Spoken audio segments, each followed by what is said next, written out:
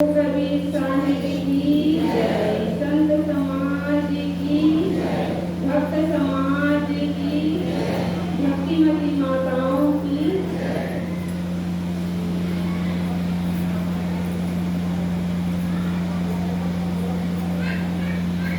दर्शन को तो साधु है, सुमिरन को गुरु ज्ञान।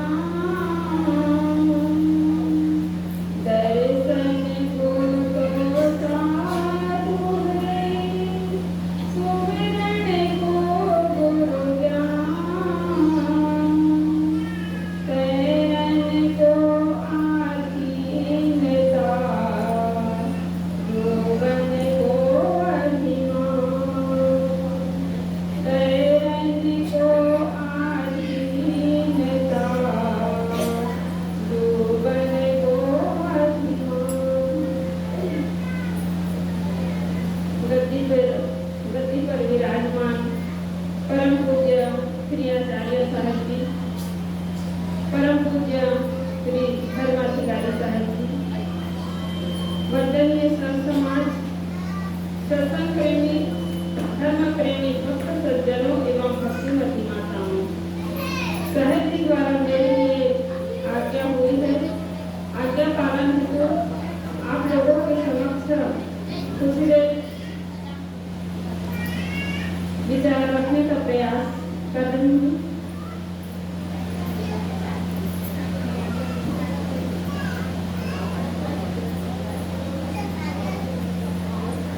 आज पूर्णिमा का दिन है, होली का भी त्योहार है और फागुन पूर्णिमा के दिन ही यह होली का त्योहार मनाया जाता है। आप सब लोग इस कबीर आश्रम में उपस्थित हैं।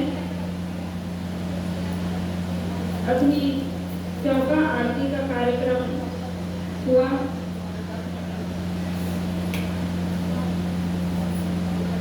आज होली का त्योहार है।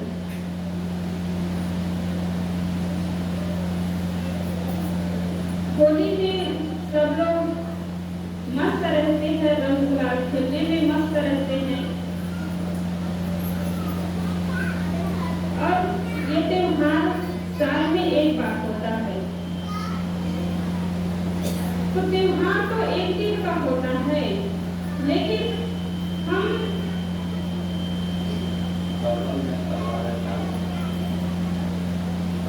इस त्योहार में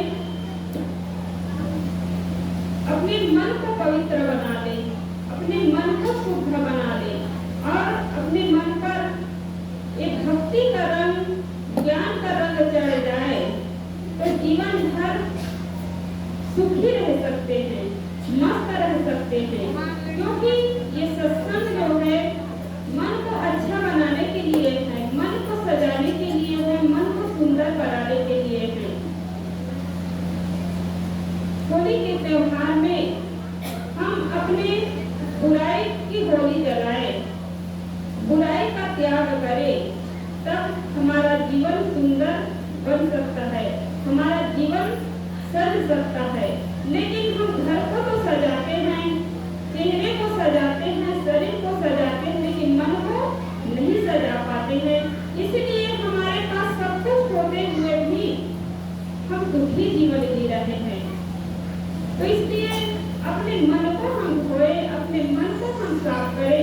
इसलिए कहते हैं धोना था मैंने भूले गया तो, धोना था मैंने भूले गया तो, धोता रहा मैंने मल मल की, घर का ईश्वर भूल गया तो।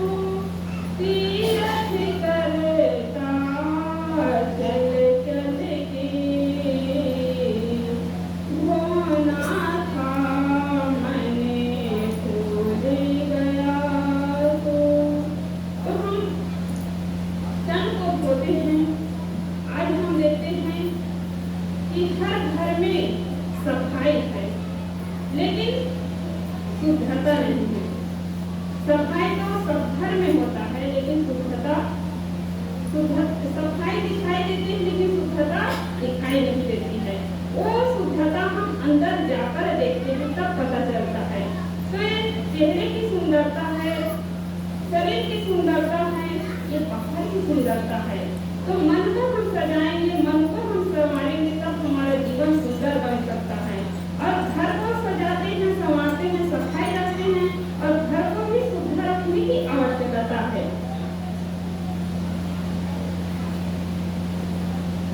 घर में भोजन बनता है, हमारी माताएं ध्यान देंगे, घर में जब भोजन बनाते हैं, पानी भरते हैं तो पानी छानकर भरना चाहिए। भोजन बनाते हैं तो साफ कपड़ा, जो यूज किए हुए कपड़े को नहीं यूज करना चाहिए। भोजन हमारे पेट के अंदर जाता है तो साफ सुथरा कपड़ा होना चाहिए। और जब कपड़ा पहन करके फेंक दिया जाता है ना, कितने घरों में देखते हैं कपड़ा जब शरीर से अलग कर देते हैं, कोई काम नहीं आता है, तो कपड़ा कहाँ जाता है? कीचड़ में जाता है। तो ये नहीं होना चाहिए कि सब घर में कोई गुरुजन जाए, संत जन जाए तो आपके घर में पानी पी सके, आपके घर में भोजन कर सके। कितने लोग शिकायत करते हैं कि हमारे घर में गुरुजन आते हैं, संत जन आते हैं तो भोजन नहीं करते हैं, अपने हाथों से बनाकर खाते हैं। तो इस सफाई का अगर ध्यान दे, हर साल कार्यक्रम होता है, आश्रम है, आश्रम में आकर के अन्य समय में आकर भी आप लोग कुछ सीख सकते हैं, समझ सकते हैं। ऐसा नहीं कि जब सत्संग कार्यक्रम हो या महीना में एक बार पूर्णिमा में चौका आरती हो तभी हम आए, अन्य समय भी आकर के गुरुजनों के पास बैठ सकते हैं और कुछ समझ सकते हैं, सीख सकते हैं। तो हम घर की सफाई करें, तन की सफाई करें और साथ साथ मन की सफाई करें। साहब जी बोल रहे थे कि हमारी माताओं के लिए कुछ बोलना चाहिए। तो घर को बनाने और बिगाड़ने में हमारी माताओं का हाथ होता है।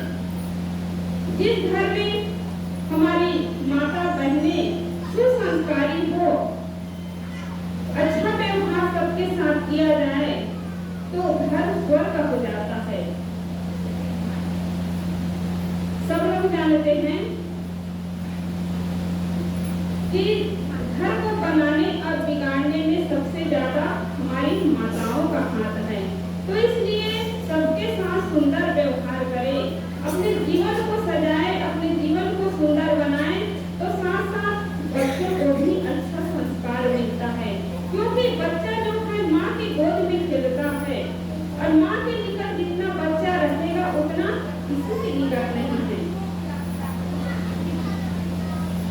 गर्भकाल से ही संस्कार मिलता है।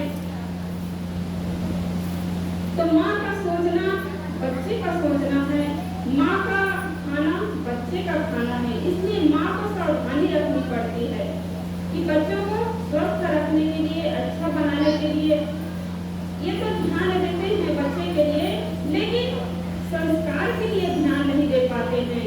तो बच्चे को हर माँ बाप अच्छा देखना चाहते हैं तो अपने मन को अच्छा बनाए।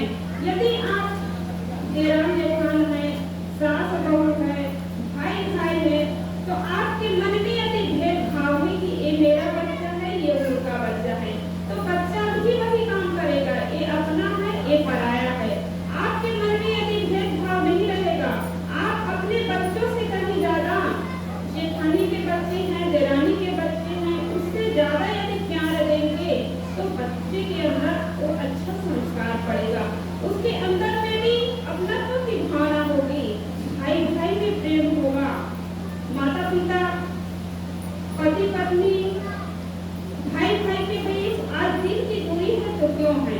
आज हमारे पास सब कुछ है, विज्ञान ने हमें सारी सुविधाएं दी है।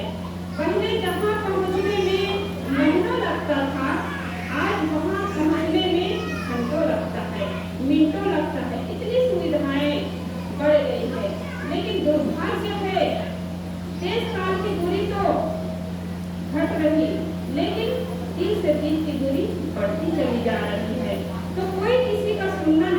चाहते हैं, कोई किसी के सामने झुकना नहीं चाहते हैं।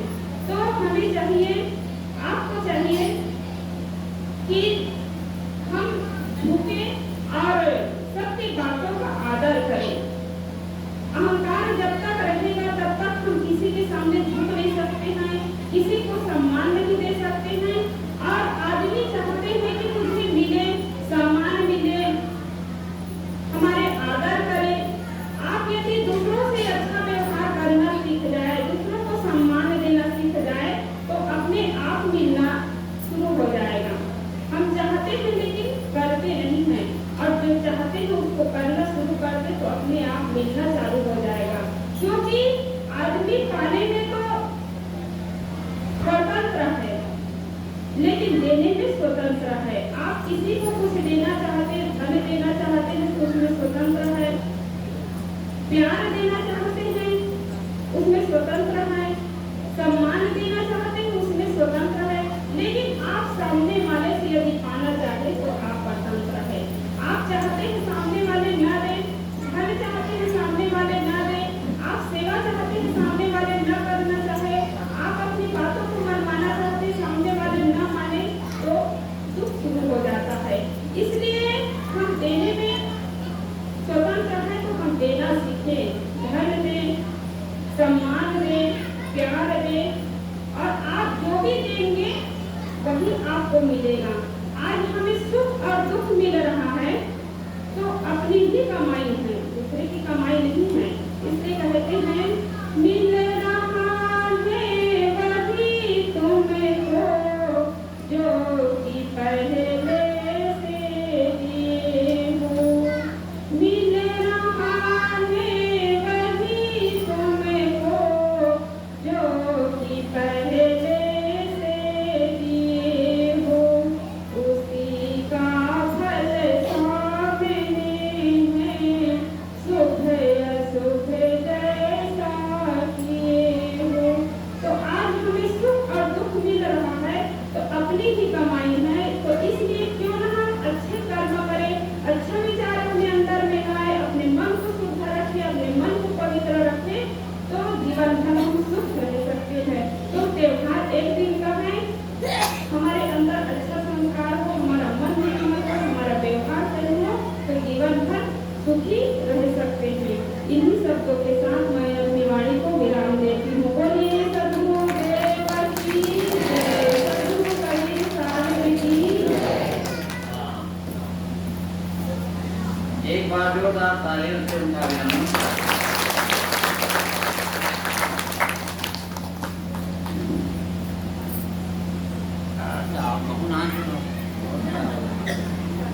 तो बहुत बहुत धन्यवाद प्राची साहब जी। अभी आप बहुत सुंदर विचारों से हम सब लोगों को उद्बुद्ध कर रहे थे। कैसे हम अपने घर परिवार को सुंदर रख सकते हैं।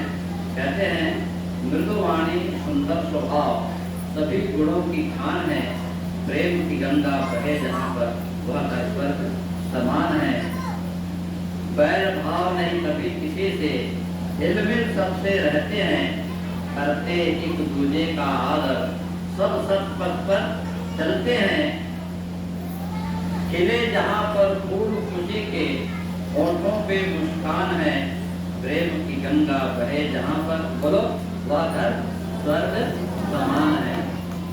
दुख पराया अपना समझे, सुख को सब में बांटे हैं, फूल बिछाया करते पर ही खुद को चुभा कर काटे हैं। त्याग ही जिसका भूषण होता, स्वार्थ का नहीं मान है, प्रेम की गंगा बहे जहाँ पर, बोलो वह घर स्वर्ग समान है। होता है निष्पाठ प्रेम का निष्दिन पूजा कर्मों की, सत्य अहिंसा जीव दया ही शोभा है ऐसे घर की। संत गुरु जहाँ पूजे जाते, माता पिता का मान है, प्रेम की गंगा बहे जहाँ पर, बोलो वह घर स्वर्ग समान है। मैं सबसे पहले आप लोगों से एक प्रश्न करना चाहता हूँ कि आज जो चौका आरती हम लोग कर रहे हैं, और आज जो पूर्णिमा है वो कौन सा पूर्णिमा है, बोलो माता जी? फाल्गुन पूर्णिमा है। और ये फाल्गुन पूर्णिमा को के दिन क्या जलती है? होली जलती है। तो होली क्यों हम जलाते हैं? होली क्यों जलाते हैं आप लोगों को पता है? होली बहुत लोगों को पता होगा, बहुत लोगों को पता नहीं होगा। उनको लगता है कि एक जगह लकड़ी इकट्ठा कर दो और उसमें आग लगा दो और जला दो, ये क्या है? होली है। देखिए, लकड़ियों को जलाने से होली हो गई ऐसी नहीं। अभी सुश्री साध्वी साक्षी साहब जी कह रही थी कि हम होली जलाएं पर हम अपने अंदर की बुराइयों की होली जलाएं। किसकी होली जलाएं भैया? अपने अंदर के बुराइयों की होली हमें जलानी है। और होली इसलिए हम लोग जलाते हैं। आप सब लोग होलिका को जानते होंगे और हिरण्यकश्यप को जानते होंगे और साथ साथ जो है भक्त प्रहलाद को भी जानते होंगे। तो भक्त प्रहलाद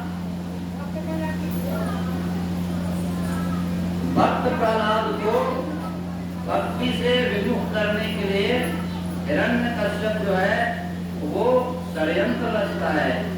और उस षड्यंत्र में कौन किसको शामिल करता है? अपने बहन होलिका को। होलिका को कहते हैं वरदान था। क्या था? होलिका को वरदान था कि वो आग में नहीं जलेगी। इसके पहले हिरण्यकश्यप जो है प्रहलाद को मारने के लिए, खत्म करने के लिए वो बहुत सारा उपाय कर चुका था। पहाड़ से उसको ढकेलना, हाथी के पैरों के नीचे डालना, तमाम षड्यंत्र किया, लेकिन उन षड्यंत्रों से उनकी कामना पूरी नहीं हुई। और तब उन्होंने अपनी बहन होलिका को तैयार किया कि तुम्हें तो वरदान है, तो भक्त प्रहलाद को लेकर के बैठ जाएगी और वो जल जाएगा और तू बच जाएगी। प्यारे बंधुओं, होलिका जो है वो भक्त प्रहलाद को लेकर के अग्नि में बैठ जाती है, ऐसी कथा है। और जब उसमें अग्नि प्रज्वलित की गई तो होलिका जलने लगी और भक्त प्रहलाद को कुछ होता नहीं। भक्त प्रहलाद बच जाता है और होलिका जल जाती है। इससे, इस कथा से हमें ये शिक्षा मिलती है, वैसे अग्नि का स्वभाव है सबको जलाना। पानी का स्वभाव है, पानी में आप अगर तैरना नहीं जानते हैं तो पानी का स्वभाव है डुबाना। और हवा का स्वभाव है सुखाना। आप कहीं भी कपड़ा, गीला कपड़ा हो तो उसका स्वभाव क्या है? उसको सुखा देगा। तो इसी प्रकार से भक्त प्रहलाद को भी अग्नि जलाएगी, लेकिन वो उस अग्नि की बात नहीं है। ये जो अग्नि जल रही है इसकी बात नहीं है। ये अग्नि जो है प्यारे लोगों, हमारे अंदर काम की, क्रोध की, लोभ की, ईर्ष्या की, द्वेष की, छल की, कपट की, ये भी क्या है? अग्नि। और इस अग्नि से जो अपने आप को बचा लेता है उसी को क्या कहते हैं? बोलो, भक्त। जो काम की अग्नि से, क्रोध की अग्नि से, लोभ की अग्नि से जो अपने आप को बचा लेता है उसी को क्या कहते हैं? भक्त कहते हैं। इसलिए कबीर साहब ने बहुत सुंदर कहा है, कामी क्रोधी लालची, कामी क्रोधी लालची, इनसे भक्ति न होए। अब भक्ति करे कोई सूरमा, जाति वर्ण कुल होए। तो देखिए, हम लोग जो है किसी भी कथा का अर्थ हम लोग लौकिक कर लेते हैं। हम लोग सोचते हैं कि भक्त प्रहलाद को होलिका अग्नि में लेकर के बैठ गई और वो जल रही और भक्त प्रहलाद नहीं जले। ऐसा, ये तो प्रतीक है। ये क्या है? जानने के लिए प्रतीक है, लेकिन इसके गहराई में आध्यात्मिक अर्थ ये होता है कि जिसके अंदर जिसको काम नहीं छू सकता, जिसको क्रोध छू नहीं सकता और जिसको लोभ नहीं छू सकता, इन अग्नियों से जो अपने आप को बचा लेता है, उसकी वही सबसे बड़ा दुनिया का क्या होता है, भक्त होता है। आप लोग साधु संतों की पूजा क्यों करते हैं? क्योंकि काम से, क्रोध से, लोभ से वो ऊपर उठे रहते हैं। इसीलिए कहते हैं कि न घर छोड़ो न जग बोलो, कर्म कर जिंदगानी में, रहो ऐसा जैसा कमल रहता पानी में। कमल पानी में रहता है, कीचड़ और पानी में कमल रहता है, लेकिन कभी उसमें वो लिप्त नहीं होता। और उदाहरण देते हैं, जैसे आप देखे होंगे गीला नारियल और सूखा नारियल। आप लोग नारियल चढ़ाते हैं तो एक गीला होता है और कभी कभी आपको सूखा नारियल मिल जाता है। तो सूखा नारियल को जब साहब तोड़ते हैं तो वो जो है उसके अंदर की गरी में गोल अलग निकल जाता है, उसको कुछ खरोच भी नहीं आता। और जब गीला नारियल को साहब तोड़ते हैं तो जो पूरा अंदर का जो कुरोरी है, गरी है, उसको क्या करता है, वो लेकर के टूट जाता है। तो प्यारे बंधुओं, जो भक्त होता है वो सूखा नारियल की तरह होता है। मतलब संत जो भक्त, जो साहेब का जो भक्त है, असली भक्त, वो कैसा होता है, सूखा नारियल की तरह होता है। उसको काम क्रोध लोभ छू नहीं सकता और वो टूटता नहीं है, वो कभी टूटता नहीं है। और जो भक्त नहीं होता है वो गीला नारियल की तरह होता है, वो क्या हो जाता है, टूट जाता है, पूरा लेकर के टूटता है। जब सुख आता है तो बहुत उछल कूद करता है और जब दुख आता है तो रोने लगता है, गिड़गिड़ाने लगता है। तो जो सुख में दुख में समान रहता है वही क्या होता है, भक्त होता है। भक्त उसको कहते हैं जिसको सुख दुख जो है व्यापता नहीं है। और हम लोग क्या करते हैं, थोड़ा सा सुख आया तो बहुत भूल जाते हैं और थोड़ा सा दुख आया तो बहुत गुब्बारे की तरह पचक जाते हैं। तो भूलना पचकना नहीं है।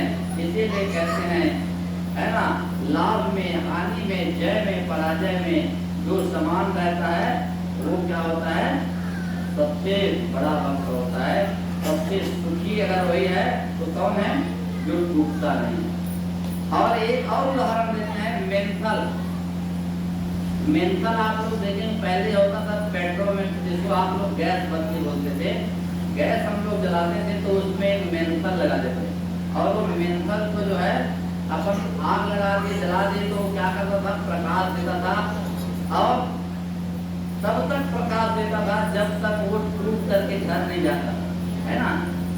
भले ही वो राख हो गया है, भले ही वो राख हो गया है, फिर भी वो अगर नहीं गिरा है, नहीं टूटा है, तब तक क्या करते रहता है, प्रकाश देते रहता है। ऐसे ही जो संत होते हैं, जो भक्त होते हैं, वो इस दुनिया में कैसे रहते हैं, वो मेंथल की तरह रहते हैं, है ना। वो जल जा रहते हैं लेकिन लोगों को क्या देते रहते हैं, प्रकाश देते रहते हैं। फिर उसमें जो है टूट गया तो फिर वापस उसको बांधा नहीं जा सकता। ऐसे ही जो संत हैं, जो असली भक्त हैं, उनका मन संसार से क्या होता है, अलग होता है, टूट गया होता है। और एक बार टूट गया तो फिर ये संसार में वो जुड़ता नहीं है। इसलिए हमारे अंदर भक्ति आनी चाहिए। हम लोग क्या करते हैं कि इधर उधर बहक जाते हैं, चमत्कारों में बहक जाते हैं। अभी अभी जो है एक लोटा जल और सब समस्याओं का इसमें बहक जाते हैं, है नहीं। तो ये बहकने की बात नहीं है। अगर कोई गुरु बनाया और उसके घर में भैंस दूध देना बंद कर दी तो उसको लगता है कि गुरु करना अच्छा नहीं है, क्योंकि गुरु किए उसके बाद हमारा भैंस जो है क्या है, दूध देना बंद कर दी। प्यारे बंधुओं, गुरु करने से दूध देना बंद नहीं होगा और गुरु करने से दूध देना ज्यादा नहीं हो जाएगा, उससे उसका कोई लेना देना नहीं है। गुरु का मतलब होता है ज्ञान। इसीलिए कहते हैं ज्ञान गुरु मन केला है और जाको बूझ पड़े तो मानुष, नहीं तो माटी। तो गुरु का तात्पर्य होता है हमें सन्मार्ग दिखाने वाला, है ना। गुरु मतलब होता है टार। जैसे हम अंधेरे में जा रहे हैं और कहीं रस्सी पड़ी हुई है तो हमें क्या होता है कि ये रस्सी है कि सांप है, रस्सी में हमको सांप का क्या होने लगता है, भ्रम होने लगता है, धोखा होने लगता है। और जाते हैं। और जैसे हम तार में लेकर के जाते हैं और हमको समझ में आ जाता है कि ये सांप नहीं है, ये क्या है, रस्सी है। तो रस्सी है, सांप नहीं है, ऐसा हमें कब पता चला, जब हम टॉर्च लेकर के गए।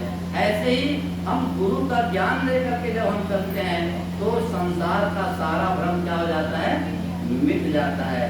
और इसीलिए कहते हैं भ्रम छुड़ाए पथ विकट को, निकट लखायो राम, ताते गुरु को कीजिए कोटि कोटि प्रणाम। तो गुरु हमारे अंदर प्रकाश देते हैं, हमको प्रकाशित कर देते हैं, ज्ञान से हमें वो भर देते हैं, हमें वो ज्ञान का क्या दे देते हैं, अर्थ दे देते हैं। तो प्यारे बंधुओं, हमें ये हमेशा ध्यान रखना है कि अच्छाई से हमें बुराई से हमें अच्छाई की ओर चलना है। और जो पर्व हम मना रहे हैं, जिसको हम होली का पर्व कहते हैं, ये बुराई में अच्छाई की जीत है। बुराई क्या है, हिरण्यकश्यप होलिका जो है वो बुराई पक्ष है, और अच्छाई पक्ष क्या है, प्रहलाद। तो प्रहलाद जो है वो अच्छाई का पक्ष है, और कहते हैं सांच को आँच नहीं, सांच को कोई आँच नहीं आता है। सांच बराबर तप नहीं, झूठ बराबर पाप, और जाके हृदय सांच है, ताके हृदय आप। सत्य कुछ समय के लिए छुप सकता है, लेकिन पराजित नहीं हो सकता। सूर्य कुछ समय के लिए बादल में छुप सकता है, लेकिन उसको हमेशा के लिए कोई छुपा नहीं सकता, झुका नहीं सकता। ऐसे ही ये सत्य, ये ईश्वर जिसको आप परमात्मा कहते हैं, अपना नाम जो नाम देना चाहें, कोई रूप कहता है, कोई सोम कहता है, कोई शिव कहता है, कोई और कुछ कहता है, लेकिन नाम अनेक हैं, पर बात एक है। प्यारे बंधुओं, वो कभी पराजित नहीं होता। इसलिए हमें हमेशा हमारे जीवन में कैसी भी परिस्थितियां आ जाए, कैसी भी परिस्थितियां आ जाए, हमें धर्म से डिगना नहीं चाहिए, हमें धर्म के मार्ग को छोड़ना नहीं चाहिए। तो जो भक्त प्रहलाद है वो क्या है, धर्म में अड़े रहे है, और इसीलिए आज हम उनकी गाथा गाते हैं। हम भी धर्म में अड़े रहेंगे तो हमारी भी गाथा बन जाएगी। इसलिए ये इस होली के पर्व से हमें शिक्षा लेनी चाहिए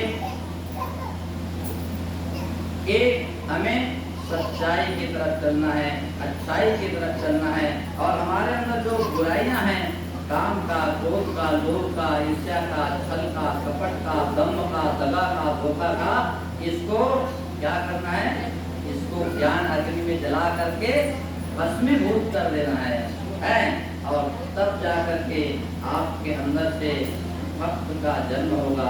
और हम सब लोगों के अंदर भक्त प्रहलाद भी है, और हम सब लोगों के अंदर हिरण्यकश्यप भी है। गंदे विचार वाले, गंदे व्यक्ति, खान पान गंदा है, रहन सहन गंदा है, बोली विचार गंदा है ना, आचार व्यवहार गंदा है, तो वो क्या है, हिरण्यकश्यप है। और जिसके अंदर सात्विकता है, सत्ता है, सरलता है, शालीनता है, शील है, दया है, क्षमा है ना, तो वो क्या है, प्रहलाद है। तो हमें हिरण्यकश्यप नहीं बनना है, हमें क्या बनना है, भक्त प्रहलाद बनना है। अपने अंदर भक्त प्रहलाद का को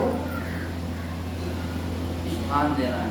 तो इस प्रकार से ये होली का पर्व जो है, हम सब लोगों को इस होली के पर्व से शिक्षा मिलती है, और रंग अबीर गुलाल लगाना चाहिए। कुछ लोग बेहुदे लोग होते हैं, गाढ़ा चित्र लगाते हैं, पहले मान लगाए गाढ़ा चित्र लगाते हैं, और कई ढोल गंदे और तमाम चीजें जो है ऐसे ऐसे चीज लगा देते हैं कि वो रंग जो है निकलता नहीं है। कई बार जो है कई लोगों का आँख भी खराब हो गया है, और कुछ हो गया है। तो होली जो है वो अद्दा भौड़ा त्योहार नहीं है, होली को बहुत अच्छे ढंग से मनाना चाहिए प्यारे बंधुओं। और कई लोग जो है, पहले हम लोग बचपने में थे तो गांव में अनाप गालियाँ भी बकते थे, बुरा न मानो होली है करके, तो ये भी गंदा है, ऐसा कभी करना नहीं चाहिए। प्यारे बंधुओं, ये अच्छाई का पर्व है और इसको हमें अच्छे ढंग से मनाना चाहिए। आज जो है सबसे ज्यादा जो है होली में लोग जो है भांग को और जो है शराब को उसके पी करके और लोग जो है समाज में गंदगी फैलाते हैं, ये भी गलत है। ऐसा हमें कभी करना नहीं चाहिए। तो इसी के साथ मैं आप सब लोगों को होली के इस पर्व की बधाई देते हुए मैं अपने वाणी को विराम देता हूँ। सभी सुखी रहें, निरोग रहें, स्वस्थ रहें, मस्त रहें और हमारी नादिया की धरती स्वस्थ श्यामला हो। सदगुरु सेवा साहब की, सदगुरु कबीर साहब की कृपा इस गांव में हमेशा बनी रहे, यहाँ के भक्तों पर बनी रहे, यहाँ के बच्चों पर बनी रहे। इन्हीं आशीर्वचनों के साथ अपने वाणी को विराम देता हूँ। साहेब बंदगी, साहेब बंदगी, साहेब बंदगी।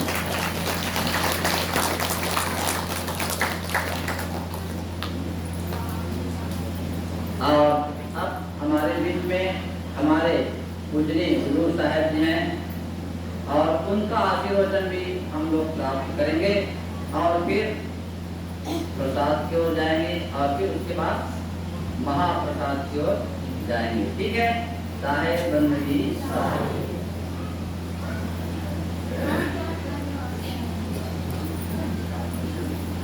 बोले सदगुरु कबीर साहिब की। देखो भाई जयकारा बहुत कम है, समझा जाता है। टिकली पटाखे रोटी पर चलाते हैं, बड़े बड़े पटाखे। बोलो सदगुरु कबीर साहिब की। सब संत समाज की, भक्त समाज की।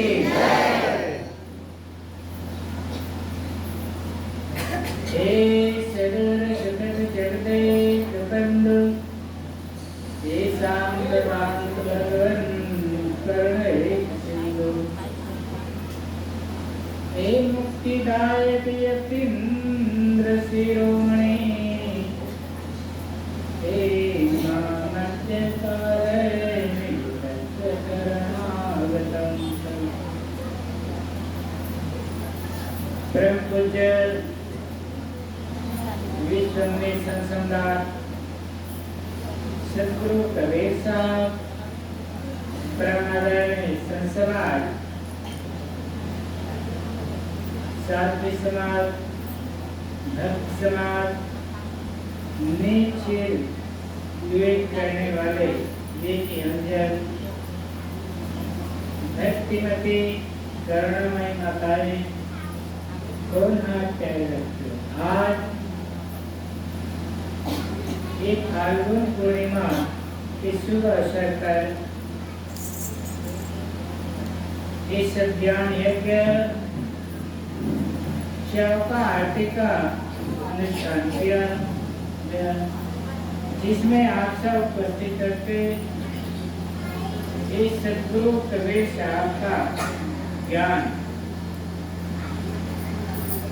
श्रवण कर रहे हैं। ऐसे द्वितीय शताब्दी समारोह विचार सम्मेलन में आप सब श्रवण किए भी हैं और श्रवण करते करते 3 दिन भी हो।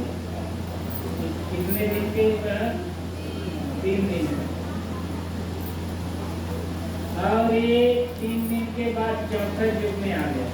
3 दिन मैंने 3 युग कट गया, सतयुग, त्रेता, द्वापर और एक कलयुग आ गया। अलग अलग दिन, 3 दिन तक 3 युग का बात है। और ये चौथा युग का बात है, जिसमें हम सब क्या कर रहे हैं? वर्तमान में खेल रहे हैं, देख रहे हैं, सुन रहे हैं। वो क्या बताया कथा कहानी जो बीत गया, अभी क्या है देख रहे हैं। जो वर्तमान, उसमें हमें सभी साध्वी साक्षी के द्वारा सुने कैसे रहना है, माताओं को कैसे भोजन बनाना है, पानी कैसे पिलाना है, कैसे कटको मैंने अंगूठी डाल देते पानी लाके क्या करना है, गिलास का ऐसे करना है। तो पानी इसलिए के है कि गुरु बनाए जान और पानी पिए पानी। तो पानी में भी अच्छा कपड़ा छानना है, तो गमछा नहीं खाना है। कई आनंद पानंद में ले वो गमछा लपेटे बाबा कोई छान भी अगले साल तो शुद्ध रहेगा नहीं। उसके लिए हम 1000 भर के 500 के 200 के साड़ी पहनते हैं, धोती पहनते हैं, फूल पैंट पहनते हैं, तो कम से कम 1 मीटर कपड़ा ले लेंगे लगता। उनमें छाने से पानी शुद्ध रहेगा, जब पानी शुद्ध रहेगा तो वाणी शुद्ध रहेगा। हमें कबीर साहब जो ज्ञान है इस शरीर को निरोग रखने के लिए, शरीर को शुद्ध रखने के लिए खाए जैसे खाए अन्न वैसे बने मन। हमें शुद्धता पर ध्यान देना है। क्या है, भोजन का हो गया, वाणी पर बस शुद्धता होना चाहिए, है ना। जो 2 जन्म आ गए महिला संघर्ष गए तो फिर उनका क्या पूछना है, वही में समय निकल जाता है। नहीं वाणी अभी कहना मृदुवाणी सुंदर से हो, सकल गुणों का काम है। और प्रेम की गंगा बहे जहाँ पर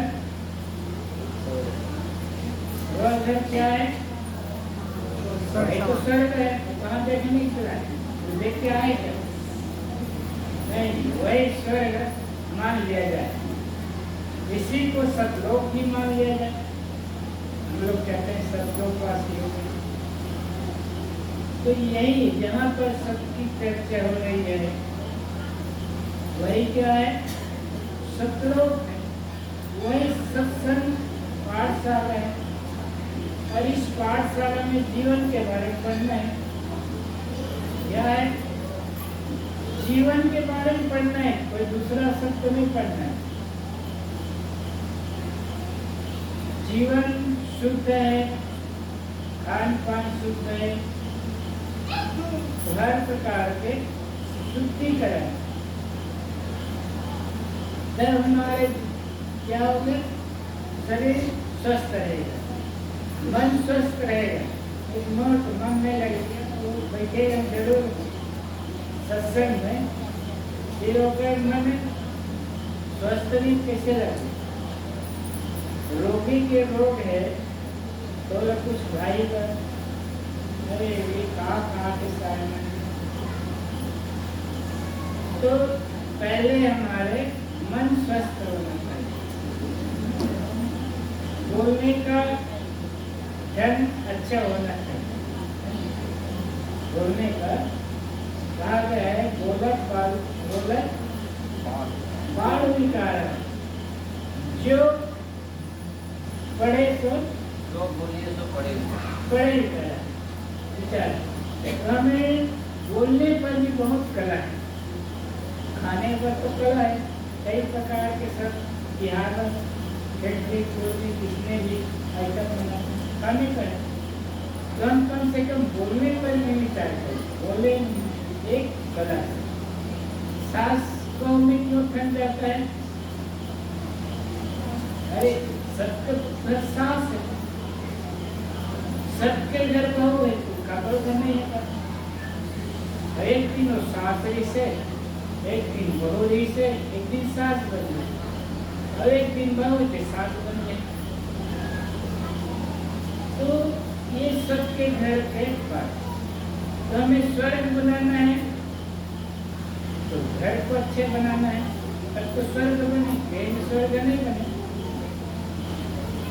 तो अच्छे विचार करके घर में चलना है, वही घर जो है स्वर्ग के समान। खाने पर, पीने पर, जीने पर हर प्रकार के शुद्ध विचार। क्या है? शुद्ध विचार होगा, शुद्ध संकल्प होगा, तब उसका कार्य अच्छा होगा। और विचार गलत है तो कार्य गलत हो जाएगा। तो हमें अच्छे विचार करना है, विचार करके चलना है, विचार करके घर में। नहीं तो कभी साथ है तोड़ मोड़ में क्या होगा? तोड़ मोड़ में जरे सारा दिख स्वार्थ झूठा है। तो अहंकार नहीं करना। एक दिन तो बहुत सास बनना है ना? गुरु चेला गुरु बनना है, गुरु का चेला क्या बनना है? गुरु बनना। और दादा बनते नहीं, पिता बनते नहीं, और कबीर साहब का ज्ञान लो ऊपर।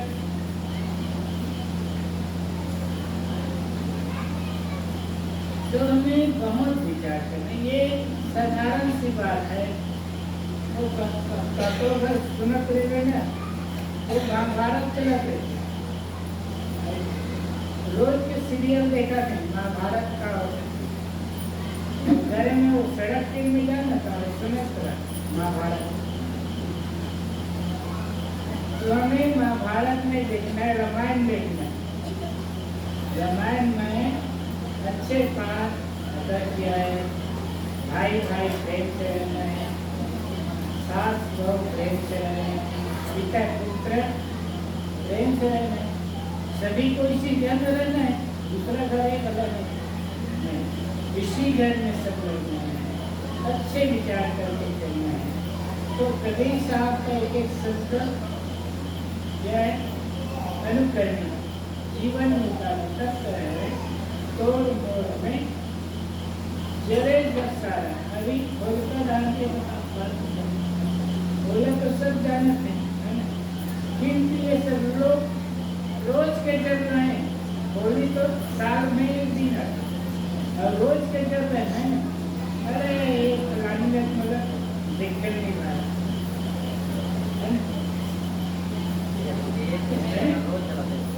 रोज चलाते। तो हमें बहुत विचार चाहिए जीवन, इसमें हमें जीने की कला सीख जाए, विचार करके चले, अच्छे विचार करके, यही हमारे जीवन का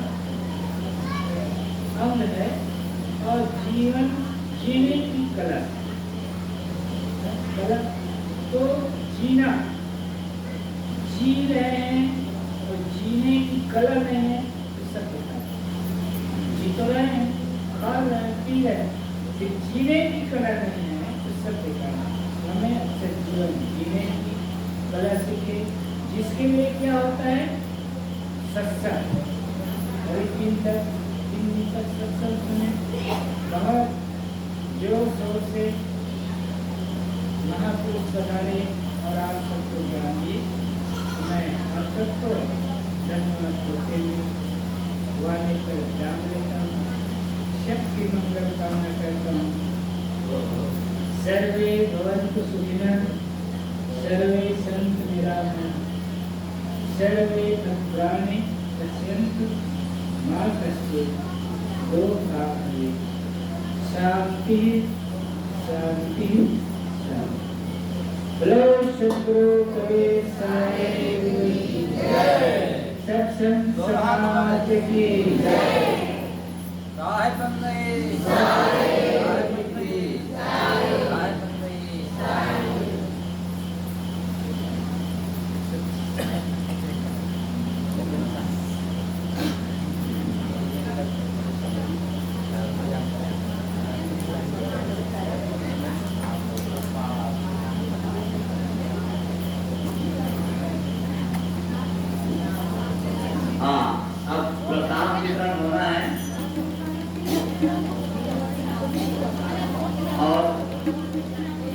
हमारे जैसे प्रसाद लेना है लाइन बना करके, ठीक है। देखिए यहाँ पे जो है ना नारियल का संदेश अच्छा जाना चाहिए। यहाँ भी बिहार से हैं, नेपाल से हैं, महाराष्ट्र से लोग हैं, तो जाके बताएंगे कि वहाँ तो शायद वो गरबा लाइन में से छपा जाते ऐसे ही, तो ऐसा नहीं होना चाहिए। लाइन बनाओ, आराम से जाओ, एक एक करके आओ और अच्छा संदेश जाना चाहिए। तो आप लोग जो है रेलवे लाइन पे जाते हैं, वहाँ भी आप लाइन बनाते हैं। रेलवे में टिकट लेने के लिए आप राशन लेना है तो लाइन बनाते हैं, आप प्रसाद लेना है तो लाइन बनाते हैं। तो यहाँ पर भी लाइन से आएंगे, कतार में दो करके आएंगे, धीरे धीरे एक एक करके आएंगे। प्रसाद जो है भरपूर है, सबको मिलेगा, है ना।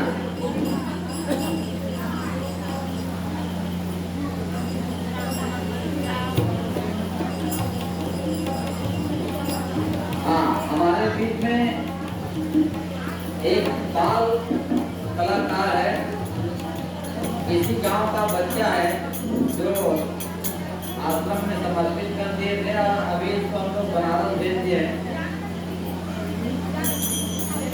वो बच्चा जो है अभी आप लोग के एक जो भजन प्रस्तुत करने जा रहा है और उसके बाद हमारे बीच में श्री अर्जुन साहब जी भी है, उनका भी हम लोग भजन सुनेंगे।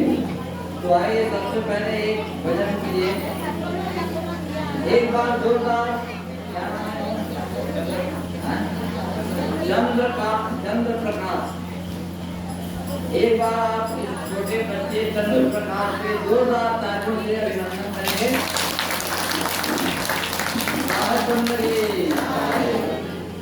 और आइए उनके सुंदर मधुर कंठ से ये सुंदर भजन की प्रस्तुति आप मुंह भी मीठा करते रहिए और भजन सुनते रहिए, ठीक है। और कतार में होकर जाएंगे, एक एक करके आएंगे, लाइन जाएंगे।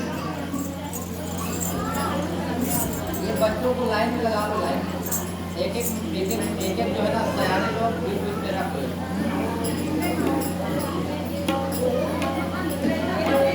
लाइन से आएंगे तो इधर से निकलने का, इधर से अंदाज है। इधर प्रसाद प्रसाद इधर से आप प्रसाद को इस तरफ से मिलाने वो निकलने का रास्ता है, इधर से आने का।